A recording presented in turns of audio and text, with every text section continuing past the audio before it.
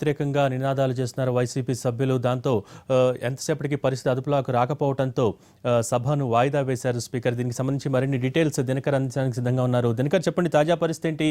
YCP నేతలే ఉంటున్నారు, దీనికి సంబంధించి టీడీపీ నేతల వైఖరి కూడా ఎలా ఉంది?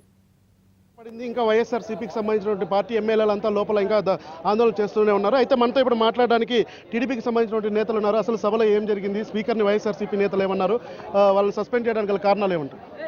ఈరోజు చాలా దురదృష్టకరమైన రోజు.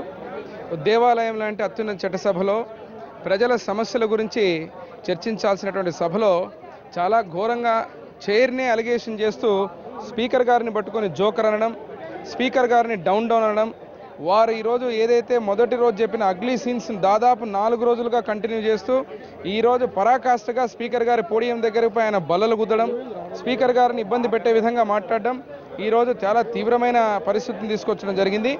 4 రోజులుగా చాలా సంయమనంతో, నిన్న కూడా మీరు అందరూ గమనించుంటారు, ముఖ్యమంత్రి గారు వీరు చేసినటువంటి దౌర్జన్యాలు కానీ సభలో ఏదైతే ప్రవర్తన తీరు మీద కూడా 10 నిమిషాలు ఏ నాయకుడు చెప్పని విధంగా ఈరోజు ముఖ్యమంత్రి గారు సాగునీటి విషయం గురించి ప్రాధాన్యమైన సమస్య వైసీపీకి మాట్లాడే అవకాశం ఇవ్వలేదని చెప్పి వాళ్ళు ఆరోపణ చేస్తున్నారు. స్పీకర్ పోతున్నాయి. ఈరోజు నిన్న ముఖ్యమంత్రి గారు స్వయంగా ఆయనే 10 నిమిషాలు మాట్లాడడానికి అవకాశం అని చెప్తే ప్రతిపక్ష నాయకుడు జగన్మోహన్ రెడ్డి గారు ఇవ్వడం జరిగింది. మీరు కూడా చూశారు నిన్న మీడియాలో.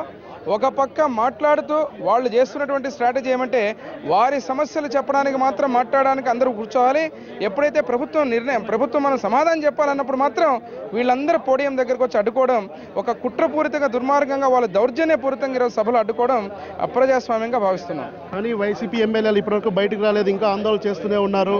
3 రోజుల పాటు సస్పెండ్ చేయడం, దాని పట్ల కూడా వాళ్ళు వ్యతిరేకిస్తున్నారు. ఇంకా ఏం చేయబోతున్నారు? ఈరోజు ఒకటే ఒక విషయం చెప్తున్నాం, సభను సక్రమంగా నడపాలా.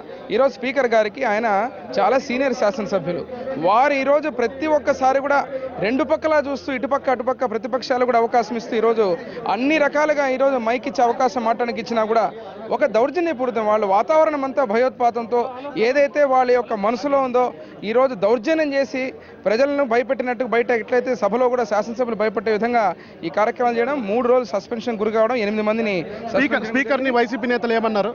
స్పీకర్ని పట్టుకొని స్పీకర్ గారిని జోకర్ అనడం, స్పీకర్ గారిని డౌన్ అనడం, వారి దగ్గరపై బల్లలు గుద్ది చరిచి దౌర్జన్యపూరితంగా ఈరోజు మేము చెప్పింది జరగడం కూడా చాలా దురదృష్టకరం.